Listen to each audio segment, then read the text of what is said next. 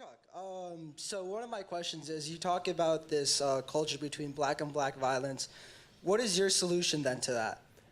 Don't commit crimes. I mean, I feel like there's a bigger issue. I mean, my broader solution really is that these communities require more police, not less. There's a woman named Jane Levy who writes for the LA Times. She's actually on the left, and she wrote an entire book about how a lot of the disparities in crime, particularly in black communities, were due to racism, but not in the way that we think of racism, like white cops going in and beating people up in black neighborhoods, but because white people basically said to black neighborhoods, take care of yourself. Right? And if there's high violence in your areas, then you take care of it yourself. Well, that leads to higher tribal levels of violence in any society, right? Whenever there's not an enforcement mechanism in place to actually stop crime, then the crime rates go up. And in fact, you know, the broken windows theory in New York City has saved an enormous number of black lives because the police were actually present and active. You need more active, present police hunting down people who kill other people. That's part of the problem. Part of the problem is that you actually need fathers who stick around. This is true in white communities and black communities. One of the great tragedies of the last 4 decades in the United States is that the single motherhood rate has risen not just in the black community from 20% in 1960 to over 70% now, but in 5% in the white community to over 40% now. That's a huge jump in both communities. Young men particularly do need a male influence there to curb them. As a man who was once young, I can attest to this. So I think that that's another aspect. And obviously, once you actually lower the crime rate, then you're going to get more economic growth. This is what's happened in particular areas of New York, where once the police were actually able to go in and shut down crime in particular areas, then suddenly businesses could come back in. They weren't afraid of being robbed. And suddenly people were willing to live in those areas who weren't willing to live before. This is gentrification, and gentrification is a good thing. Right? The left has opposed gentrification by suggesting that, oh, it's people throwing people out of their historic homes and all this nonsense. The fact is that if the quality of life in an area gets better, not worse, that seems to me an undeniable good. Right? So if the area gets better, that's gentrification. If the area stays crappy, it's ghettoization. I mean, there has to be some solution. You can't just claim that when things get better, that's racism, and when things get worse, that's racism also.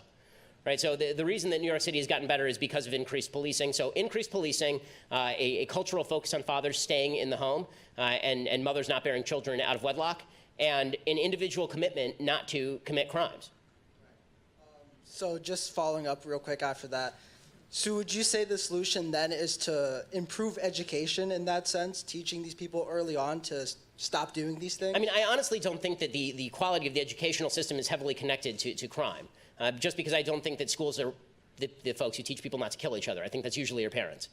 So I think that the quality of schools is more a reflection of the poverty of neighborhoods than it is the cause of crime rates in neighborhoods. I think it's more of an effect than a cause, in other words. Great. Thanks so much.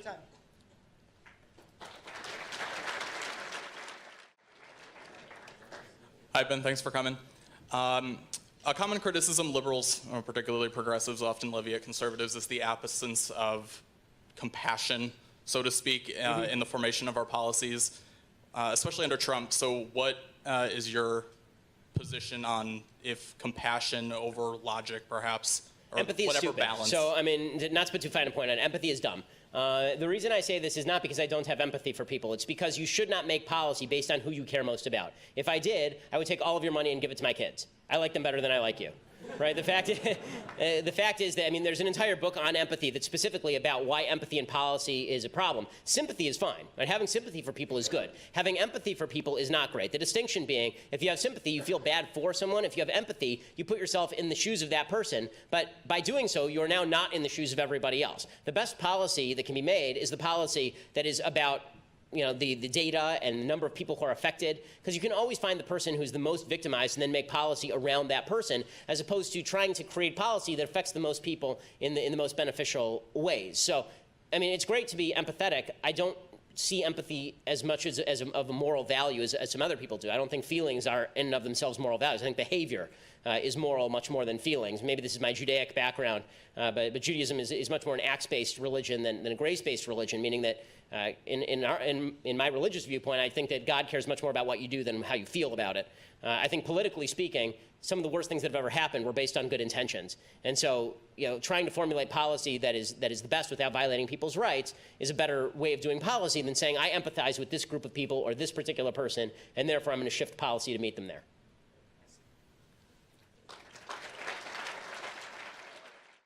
Pleasure to meet you. So political polarization in America is an increasing problem as the years go by.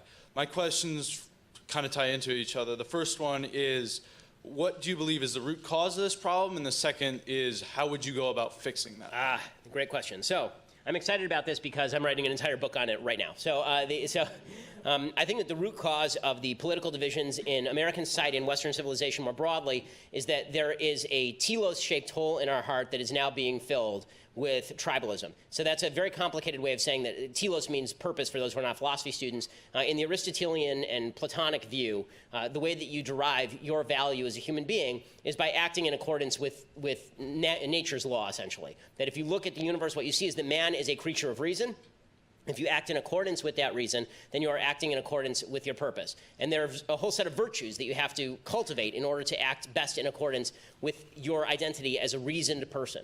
And Aristotle recommends these. Judeo-Christian values seem to mirror these pretty strongly, which is why for basically the entire medieval scholastic period, there was a great identity between Aristotelian thought and Judeo-Christian values. And that carried forward all the way through most of the Enlightenment, actually, despite some pushback to the contrary. The American founding was based on this essential idea that every right has a corresponding duty, that you have a purpose in the universe that is laid forth on a religious level by your religious community, by the Bible, and on a reasonable level by a universe that requires certain things of you under natural law, right? This is what the founders talked about when they talked about natural law. I think all of that's been lost. I think it's been systematically undermined by 200 years of philosophy that says that God does not exist, the Bible is a fraud, that you cannot get to ought from is.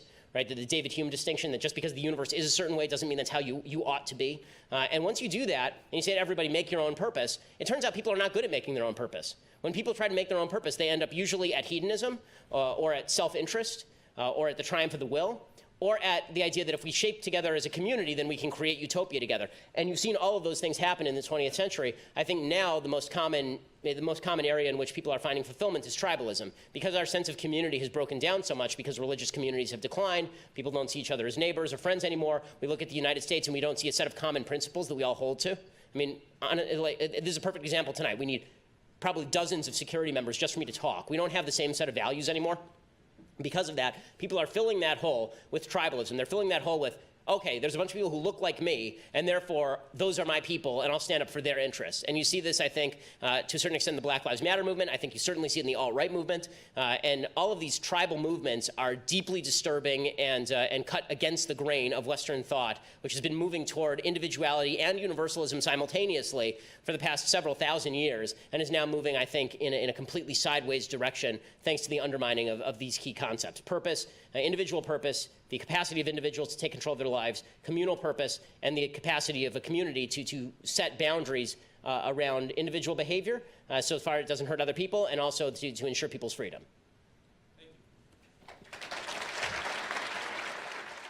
My name is Quinn. My question stems from attending Turning Point USA's Student Action Summit in West Palm Beach just a few weeks ago. Seeing you speak and seeing how attendees were excited about the United States moving the embassy to Jerusalem. While I do believe that the land rightfully belongs to the Jews, I do not think the moral obligation is sufficient reasoning to intervene in this conflict. As libertarians, non-interventionism is a key tenet of the philosophy. Why should we continue funding anything in the Middle East, even Israel, given our track record? And why is intervention on Judeo-Christian moral grounds permissible, although we have a separation of church and state? Okay, so it's not intervention on the basis of Judeo-Christian morality per se, meaning if it were just on the basis of Judeo-Christian morality, then we would not be giving aid to any of the other countries in the Middle East, for example. We give aid to Saudi Arabia, we give aid to Egypt, we give aid to Jordan, we give aid to the Palestinians, some $300 to $400 million a year. By the way, I'd be much happier if we just cut off all aid. I mean, I think there's a strong case to be made, the Rand Paul case, that you just don't give foreign aid, period. But if you do give foreign aid, then the idea is that it's supposed to be in our national interest. Then the question becomes, is it in our national interest to be involved in the Middle East? And this is a question, I think, that was decided relatively conclusively on September 11th. Right? I mean, the idea that we can sort of retreat from the world and that we can just intervene in sort of policing actions, as the Clinton administration did, came home on 9/11, and 3,000 Americans died because of that. So the idea that a powerful America in the world is unnecessary, that we can retract within our own borders and that there won't be some enemy that comes and fills the space. By the way, that does have impact on commerce. That does have impact on our economics. economics. It does have impact on how people live.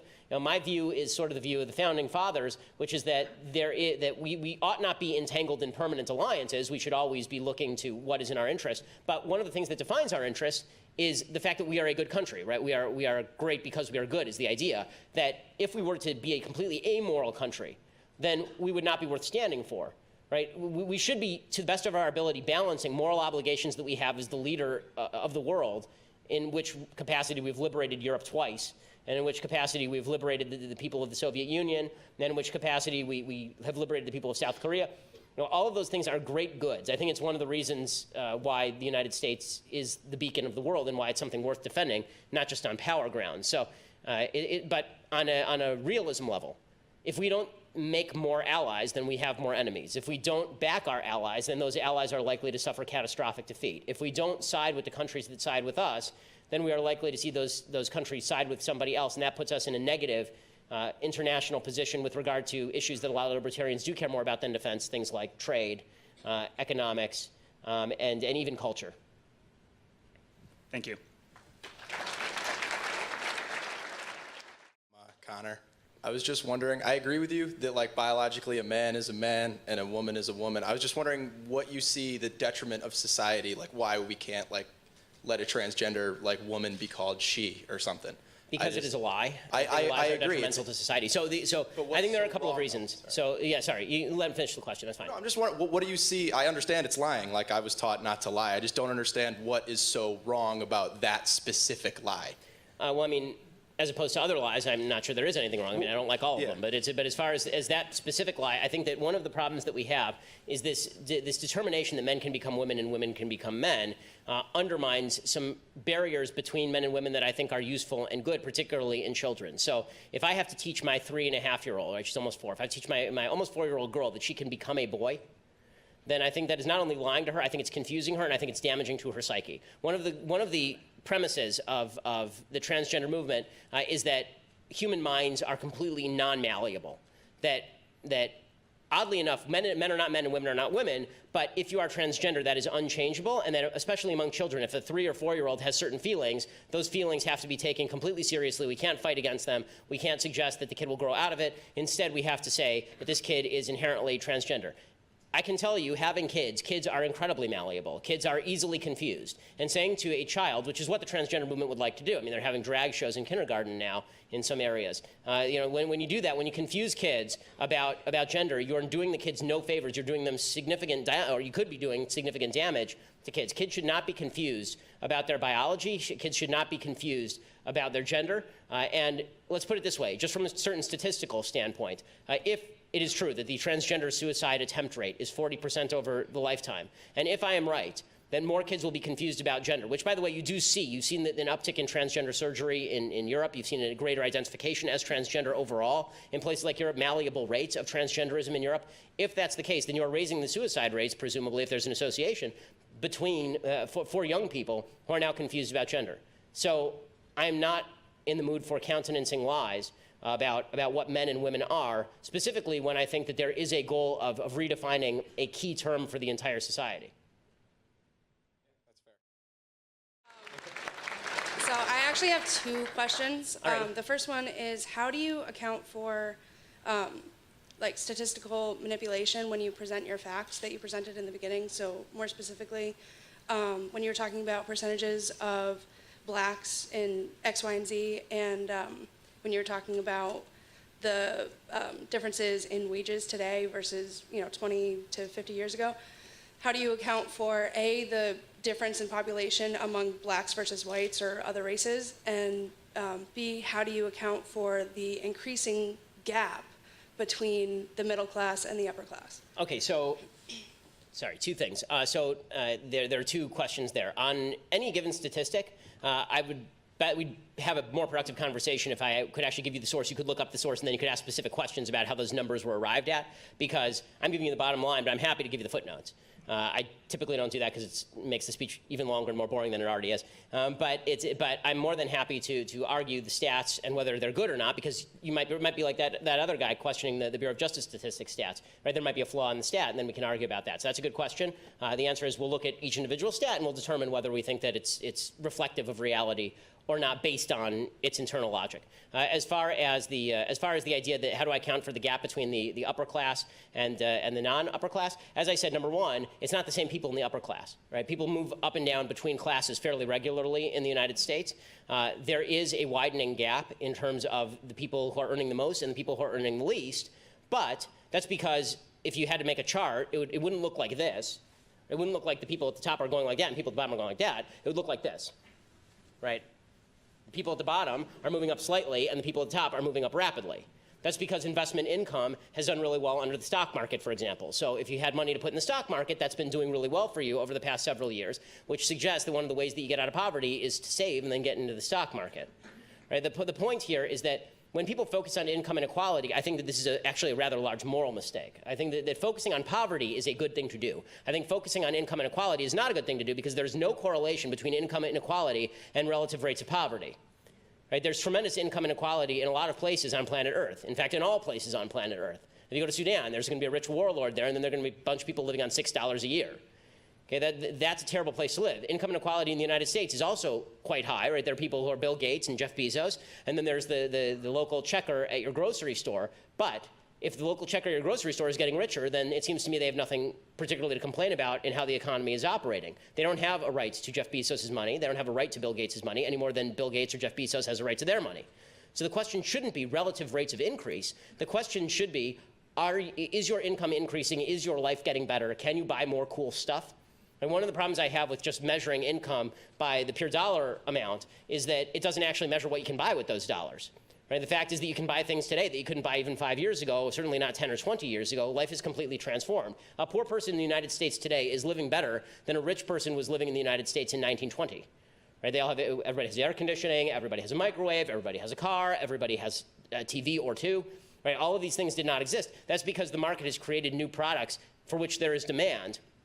That does not mean that poverty has been completely solved, because I think it's going to be almost impossible to completely solve poverty, but it does mean that if you're complaining because people at the upper end are getting richer rather than because you're getting poorer, then you should look to whether you are operating on the basis of jealousy or whether you're operating on the basis of something that actually should matter. Okay. The second point was just like as a woman and somebody going into the healthcare field, I personally don't, it's on your opinion on abortion. I personally don't think that like I could have an abortion just because morally I feel like for myself it wouldn't be the right choice. But how do you defend your opinion as a white, well-off, religious man? How do you defend your, telling a woman what she can do with her body? Because evil things are still evil even if I'm a white, well-off, religious man. And good things are still good, even if I'm a white, well-off, religious man.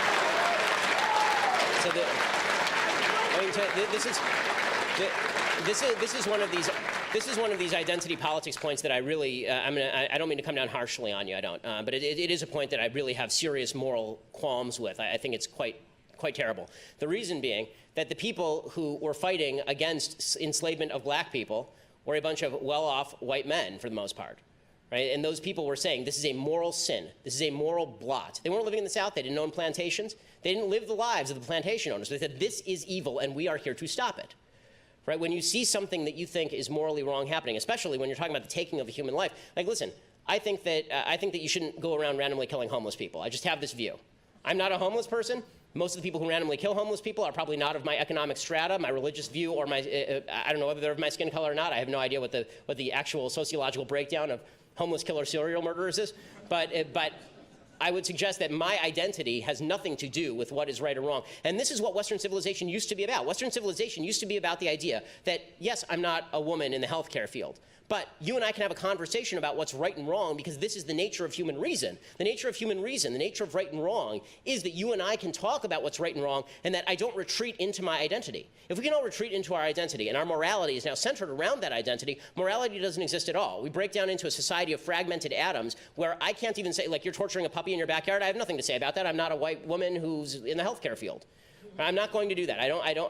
I refuse to surrender the idea that I can have a moral stance on issues that are of concern to society and of concern to the well-being of the United States simply because of the color of my skin or the nature of my genitalia. And honestly, I believe any view that feels differently is sexist, racist, and bigoted.